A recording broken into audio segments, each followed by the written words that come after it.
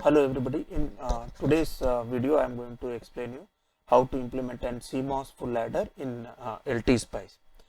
In one of my earlier videos I had explained you how to install the TSMC 180 nanometer CMOS Spice model in LT Spice. If you have not seen that video, then you can go to my web page and or also you can go to my otherwise you can go to the YouTube page, and then in the web page you have a link under my courses tab. You have a digital VLSI course. You can open up that, or if you are going to the YouTube, then you will have a digital VLSI playlist. Okay, so once you open that, you will see there are two videos. One is on 180 titled 180 nanometer CMOS inverter characterization with LT Spice, in which how to install the TSMC 180 CMOS technology library into LT Spice is explained. And then you have one more video which is titled CMOS circuit power measurement in LT Spice, in which how to do the power measurement after you do the simulations. So that is explained. So the basic prerequisite for doing this full adder will be these two videos. So you need to go through these two videos. So the 28 T CMOS full adder, this is one of the most robust designs what we have, which is widely used in VLSI circuits. The name comes because 28T, because there are total 28 transistors in this design. So we know that the carry and the sum Boolean expressions. The carry of a full adder. Full adder has got three input variables, A, B and C in. C in is the carry in from the previous state. In this expression it's just written as C. So the carry will be high if any two of the inputs are high. So the expression boils down to AB plus BC plus AC, or so any two of them if are simultaneously 1, then the carry will become high. Okay, even if all the three are high, still the carry will be high. So this is the expression for that. Similarly for the sum, either only one of them is high, okay, that is A bar, B bar, C, or only A is high here, or only B is high, or all the three are high. So these are the two standard equations for carry and sum.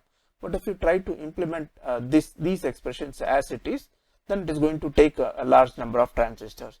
So to optimize the number of transistors, we have these simplified expressions. So for the carry part, we just AB has been taken common. So AB or C and A or B. So this is the simplified expression for carry.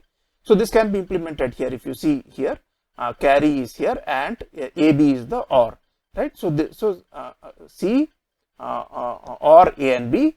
So this is the expression which has got implemented, and then you have AB. So you have an AB implementation out here in the CMOS. Okay, so since this is an pull down network, we have implemented this as it is in the pull down network. So you need to use one more inverter. So what you get by implementing it in the pull down network is carry bar. So you are going to use one more inverter which will give you the carry out. So there is one more inverter out here. Now we are using this carry expression, okay, in the sum expression, right? What we have already implemented. So why so? Because we have already implemented sum function. So let's try and use that, so that you don't have to again implement it once more. So it in fact simplifies the sum expression. So we are using this carry bar which has been generated here. So this is the simplified expression for sum now, using the carry bar as an input, right? So the carry bar, this is the carry bar, then you have ABC OR and carry bar, and then you have ABC here, right? So again this will, since this entire thing is in the pull down network, you need to use one more inverter to generate the sum. So essentially this network is generating carry bar, and then you have an inverter which is giving the carry. Then you have the sum bar network, this entire thing, and then you have one more inverter which is generating the sum. Excuse me. Now you might be asking and wondering why is that we could have generated sum and then used it in the carry. Okay, so that is because we generally don't use full adder in isolation. Full adder is just a small part of an big adder or a multiplier. So if you see that the carry gets propagated, right? The carry generated from the first stage is used as an input for the second stage. So carry is more important. So the carry has to have lesser propagation delay than the sum. So if you see, the carry gets generated first out here, and then the sum gets generated. since the carry needs to be propagated from one full adder to other, so if this carry is delayed, then the entire final output will be delayed out here, right? But whereas the sum is not that critical here. The carry is very critical. So that is the reason we have targeted to generate carry first and then use that to generate the sum. So this is how a 28T full CMOS full adder looks like. So this is what we are going to implement in LT Spice. So before I show you the simulation, let me first also explain you, okay, how to size these transistors. So if you see, this is the carry out inverter and the sum inverter. So the W by L ratios of NMOS and PMOS is written as 1:2 out here. So PMOS is twice. So if I use the minimum length, say I am going to use 180 nanometer length for all these circuits, whereas the minimum length permitted is 400 out here for NMOS. So I am going to use for PMOS also minimum is 400, but I am going to use 800 nanometer, 400 nanometer and 800 nanometer. So why so? So that is also a very simple logic. See, the current equation is, we know for a MOSFET is given by mu n. This is for NMOS, mu n COX W by L VGS minus VT the whole square by 2. Now if you see for an NMOS and PMOS, VGS minus VT square to L, this is all going to COX, these are all going to remain the same. But mu n and mu p, they are not the same. Mu n stands for mobility of the electrons in N, right? And mu p stands for the mobility of the holes in PMOS, right? So the holes are much slower than the electrons, and that we know from our basic understanding of electronics. So electrons are much faster. So so W by L. So if we want the rise time and the fall time of these inverters in the transient response to be the same or nearly equal, we need to keep the W almost twice, okay, so the NMOS, so that the total current comes to be the same, and so the rise time and fall time also are almost equal. So because mu p is almost say half of mu n, so we tend to keep W as twice of WP, twice of Wn. Okay, so that is why this ratio is kept as 1/2 out here. Okay. So if this is understood, let's go back and see what are these W by L ratios. So if you see here, this is 3 transistors stacked one above the other. So if you see, if you want to keep the delay, okay, of various branches equal, we try to keep the delays of each of them to be of 1 inverter delay, right? So now if you see 3 transistors are stacked one above the other, so you can essentially think it of as the resistance is going to be 3 times higher. So it is going to be 3R. Now if I have to keep the resistance back to 1R, okay, what I need to do is I have to increase the width. So by increasing the width, I am going to higher width transistors is going to give me more current, or I can think it that way, that it is going to offer lesser resistance. So 1/3. So if that's the reason I am going to size it as 3, because there are 3 transistors stacked one above the other. So to reduce the resistance to 1/3, I am using W as 3. So 1/3, 1/3, 1/3, they will add up again. Now the total resistance in this path will also be R, which is equivalent to the resistance of a simple inverter. Understood? Okay, so that's the reason I am going to keep it as 3. Whereas the PMOS also there are 3 stacked. So, but then we know PMOS as it inherently it is slower and it has to be twice the size of the NMOS. So that is why instead of 3, 3, 3, we have 6, 6, 6 out here. Okay. So now in this path, next we go to this path. If you see here, it is sized as 2, and you might see and you might feel these 3 are in parallel. Okay, that is not the way we should look at it. We should look at the worst case scenario. So in the worst case scenario, let's assume that this transistor is on and this transistor is on. So the current has to flow from this transistor to the ground. So there are 2 transistors which are coming in series. So the resistance is going to be 2R. So that is why to reduce that resistance, so we can keep the W ratio as twice. So that if you keep 2, this resistance will be R/2, and R/2 in series it will become R. So we have to see for the worst case scenario. So that is the reason we don't consider these as parallel. So worst case scenario is this and this, this and this, and this and this. So that is why it is kept 2, 2, 2. So the complementary part, obviously the PMOS, since it's going to be smaller, so they all become 4, 4, 4 here. Right, now coming to this final part out here. Here if you see it is written 4, 4 here, but you see there are only 2 transistors out here. In this also, in the worst case scenario, you will find this is the path. So this is the path. So ideally, in the first go, we might be thinking we might use only 2R. But there is one more thing which we need to note out here, because this particular stage is driving 2 things. One, it is driving this sum logic. So we are using the Cout bar as an input out here. Also, this output from here is driving one more inverter out here. Right? It is driving, instead of driving only one set of inverter, now it is driving 2 inverters, one out here and one it is being used as an input for the sum logic also. So this carry out bar is essentially driving 2 inverters instead of one, and that is what when you go to if you have to understand more, you go to read that logical effort aspect which is there in many of the textbooks. Okay. So essentially this is driving 2 inverters. So that is why we need to keep the sizes twice than what is usually done for one when it is driving one inverter. So instead of 2, 2, we are going to use 4, 4. So this becomes 8, 8. And here also worst case scenario is 2. There are 2 transistors which are coming in series. So instead of 2, 2, now since it's driving 2 set of inverters, 4, 4. So this becomes 4 and this entire thing becomes 8. Okay. So this is all about sizing. So we are going to do this sizing in LT Spice, and we are going to simulate and measure the delays and power. Okay, so this is the 28 transistor schematic in LT Spice. Since I have used this 180 nanometer technology files, I have, like I have explained in my previous videos, include TSMC 018.lib. So this is the spice command which we need to give. So I have used an 1.8 volt power supply out here, because this is 180 nanometer technology devices. So that is the rated power supply here. So for ABC, I have used 3 sources. So let me explain you that. So I have given V initial as 1.8 and V on as 0. So there is 2 voltages which needs to be given, right, for 0 and 1. So I have started it with 1.8 and 0.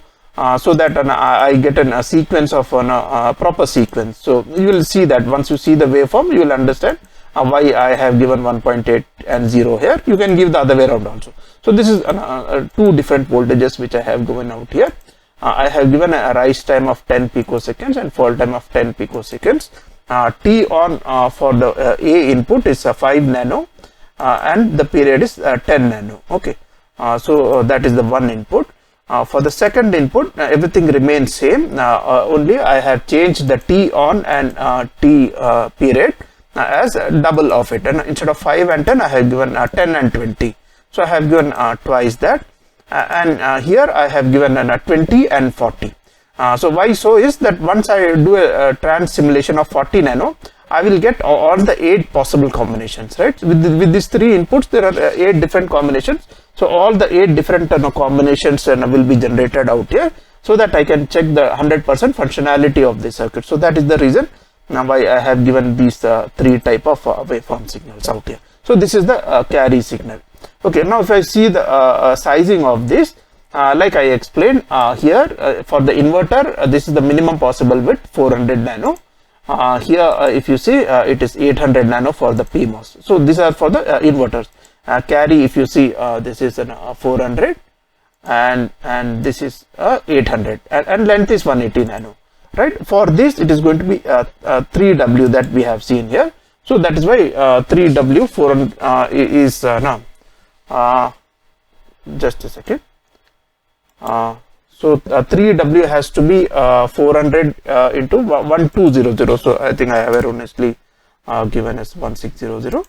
So I am just going to change that here. Oh, sorry. For the carry, we had seen that it is an 4W in fact, right? 2W, but because this is going to generate, this carry out bar is given here also. So that is why it is given as an 4W instead of 2W. Similarly, all these sizings have been done as discussed in the previous slide which I have discussed. So the sizings have been done. So, okay, all the sizings have been done accordingly. Here, if you see, it will be, if I show you, it is 3W out here, and this is going to be 6W. So W is 400 minimum. So 6W is 2400 nano.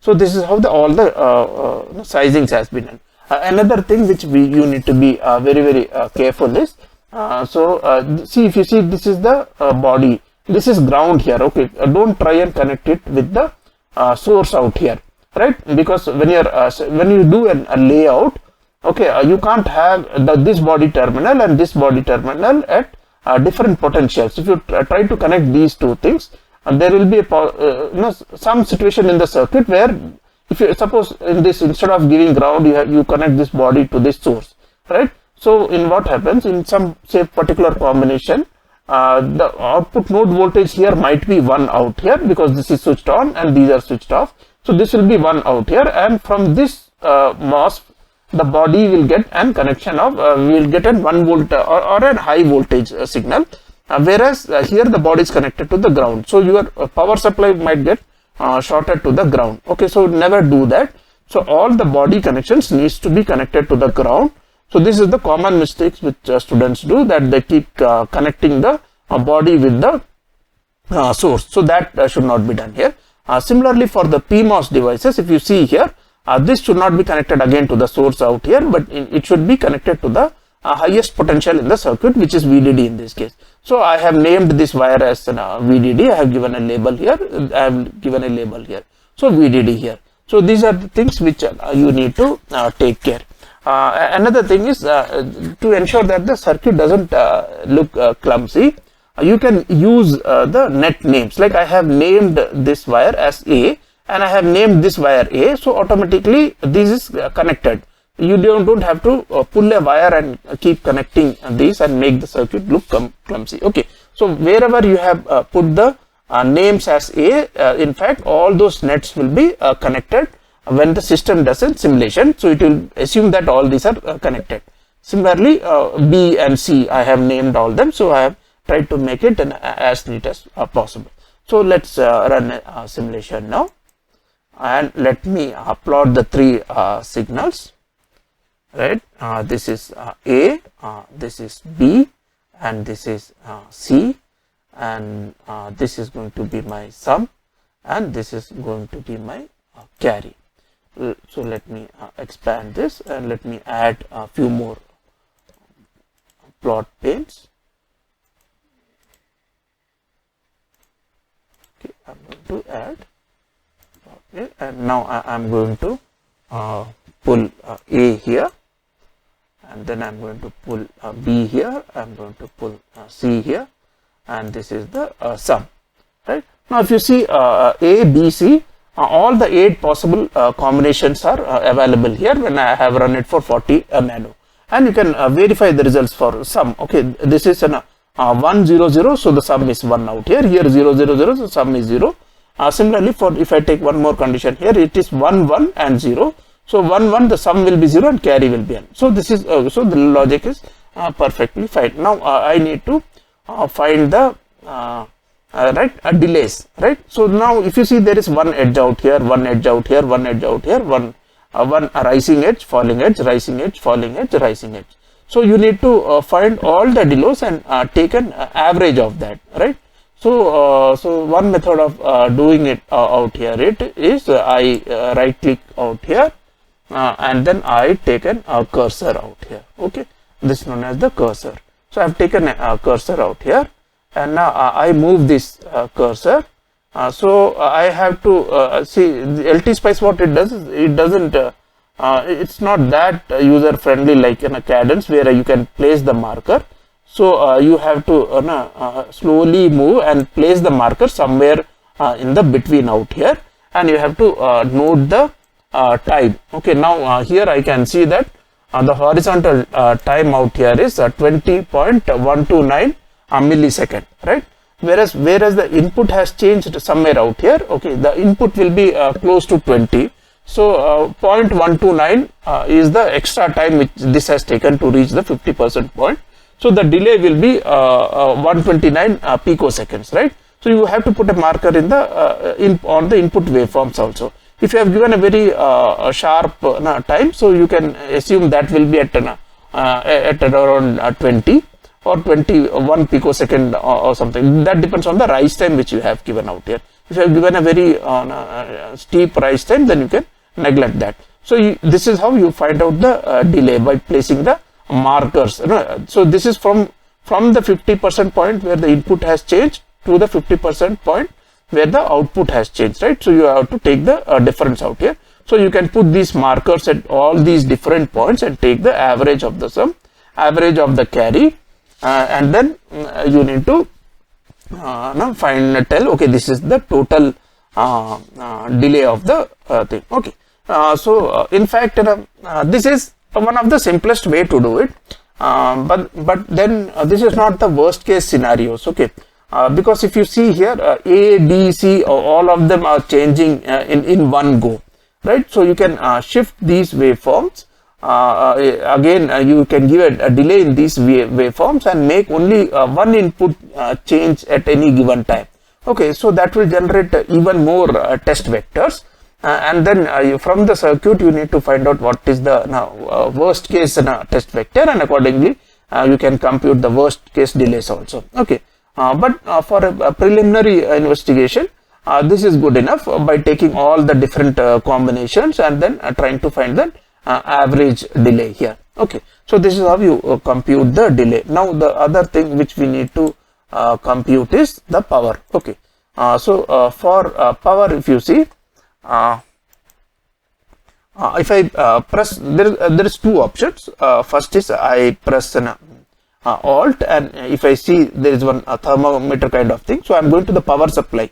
Okay, so the total power supply, I can find out the power of each of these components individually also, but I am interested. So what is the power dissipated in this transistor, so I can do that also, but I am interested in the total power dissipated in the entire circuit. So I have pressed the Alt key, that is why I am getting this thermometer indication, right? So I am going to press it out here. So this is the power, okay, which is instantaneous power for this 40 nanosecond. This is the power which I am getting. Also I can plot the current also out here. So I have plotted the current also out here. Okay, so I am going to put this into two different plot panes. Okay, and then move. This is the power. Now to find out what is I just have to find, this is the instantaneous power. I have to find the average. So I just press control and I go to here. So if you see, this average power is given as, okay, minus 8.9 something, right? Minus 8.9 microwatt it is given. So why is it negative? It's negative because this source is giving power to the circuit. Okay, so if you try to find out the power of the components, it will be in positive. So since this is a power source which is giving power into the circuit, it is coming as negative. So the total power is 8.9. So that is one option of doing it. The other option is, this is the current, right? So again I press sorry, I press control.